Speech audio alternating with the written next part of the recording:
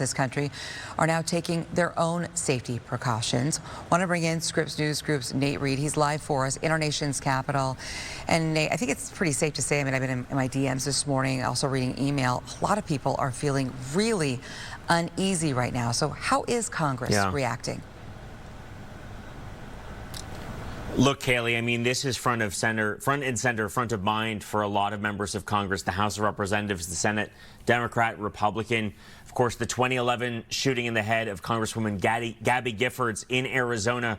Her husband, astronaut Mark Kelly, now serving as a U.S. Senator from Arizona. I spoke with him yesterday about this, and he said, look, political violence is something that concerns everyone. He believes that there is a bipartisan path forward to try and solve this crisis. But at the same time, lawmakers making clear that they're going to change their posture. They're not going to hold, many of them saying they're not going to hold as many in-person events in public, that they're going to try and do more behind closed doors, screen the people who attend these events.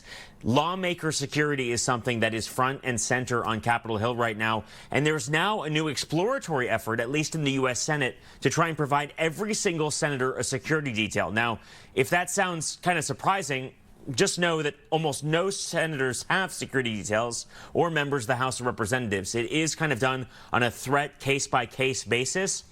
Threat level, case-by-case basis. But most members of Congress don't have security. They have to pay out of pocket through their campaign funds for private security, possibly higher security through their congressional office. But this idea of providing additional security to members of Congress, one that is certainly gaining steam now. There's talk of a pilot program that would involve individual senators going into the next year with private security, or rather with security when they're in their home states, something that Senator Markwayne Mullin, the Republican from Oklahoma, who serves in the Senate Appropriations Committee, told me about yesterday. Take a listen. The situation we find ourselves in, I think it's undeniable now that we've got to beef up security on every member. Different people have different threat levels. Those different threat levels may require a different stance, maybe a different look for their details. So it's not one size fits all. We're going to have to be fluid and be able to flex when we need to flex, and be able to dial it down when we need to dial it down.